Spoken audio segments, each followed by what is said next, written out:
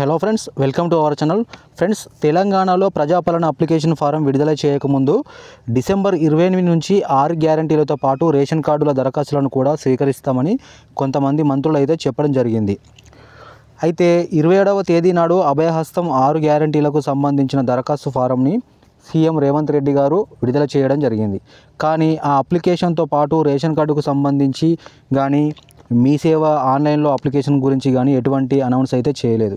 So అయితే ration card గురించి ఈ ప్రజలు పెద్ద ఎత్తున తమ అభిప్రాయాలు తెలియజేయడంతో డిసెంబర్ 20వ తేదీ నాడు రేషన్ కార్డు దరఖాస్తుకు సంబంధించి ఒక ప్రత్యేకమైన ఫారంని సిద్ధం చేసినట్లుగా వార్తలు అయితే రావడం జరిగింది. ఫ్రెండ్స్, ఇందుకు సంబంధించిన ఒక పీడిఎఫ్ ఫైల్ కూడా ఆన్లైన్లో కూడా రావడం జరిగింది.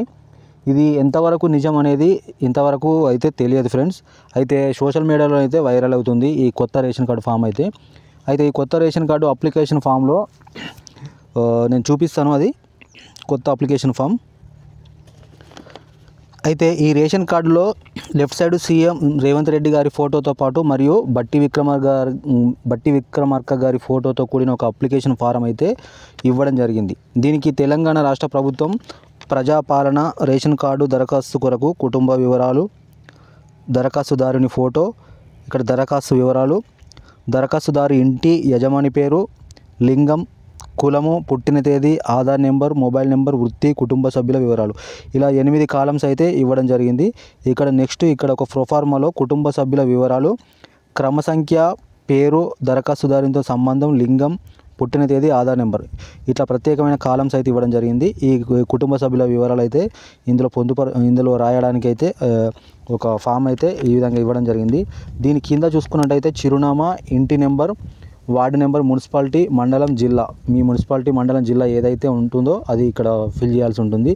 ఇక్కడ కింద చూసుకున్నట్టయితే ఇప్పుడు మన ప్రజాపాలన అప్లికేషన్ ఫామ్లో ఉన్నట్టు సేమ్ ఈ కొత్త రేషన్ కార్డు కూడా ఇలాగ ఇచ్చారు. ఒక రసీదు అనేది వారికి ఇవ్వడం జరుగుతుంది. ఎవరైతే అప్లికేషన్ చేస్తారో వారికి ఇక్కడ ప్రజాపాలన రేషన్ కార్డు దరఖాస్తు రసీదు అని ఇవ్వడం జరిగింది. వార్డు నెంబరు, దరఖాస్తు సంఖ్య, ఇక్కడ శ్రీమతి శ్రీ, తండ్రి పేరు, భర్త నుండి రేషన్ కార్డు కొరకు సమర్పించిన దరఖాస్తును అయితే స్వీకరించడం అనేదని ఈ విధంగా అయితే ఇవ్వడం జరిగింది. ఇక్కడ వార్డు నెంబర్, మున్సిపాలిటీ, మండలం, జిల్లా, తేదీ ఏదైతే అది ఫిల్ చేయాల్సి ఉంటుంది. ఇక్కడ అధికార సంతకం, పేరు. సో ఈ విధంగానైతే ఇదొక ప్రొఫార్మా, ఈ ఒక దరఖాస్తు ఫారం అయితే ఆన్లైన్లో అయితే వైరల్ అవుతుంది. ఇది గవర్నమెంట్ నుంచి అయితే ప్రత్యేకంగానైతే ఒక అనౌన్స్ అయితే ఏం చేయలేదు. ఇది ఎంతవరకు నిజం అనేది అయితే క్లారిటీ రావాల్సి ఉంది. సో ఆ ప్రజాపాలన 5 గ్యారంటీలకు సంబంధించి అప్లికేషన్ ఫామ్ ఏ విధంగా ఉందో తెలుగు లాంగ్వేజ్లో సేమ్ అదే విధంగానైతే ఇందులో ఇవ్వడం జరిగింది. చాలా సింపుల్గా ఉంది ఇది. కానీ ఇది ఎంతవరకు నిజం అనేది అయితే ఇంతవరకు అయితే క్లారిటీ అయితే లేదు ఫ్రెండ్స్. సో ఈ విధంగానైతే ఒక అప్లికేషన్ ఫామ్ అయితే ఆన్లైన్లో అయితే వైరల్ అవ్వడం జరుగుతుంది. సో ఇది ఫ్రెండ్స్ ఈ కొత్త రేషన్ కార్డుకు సంబంధించి అప్లికేషన్ ఫామ్. సో ఇది ఎంతవరకు నిజం అనేది ఇంకా త్వరలోనే తెలుస్తుంది. సో ఇది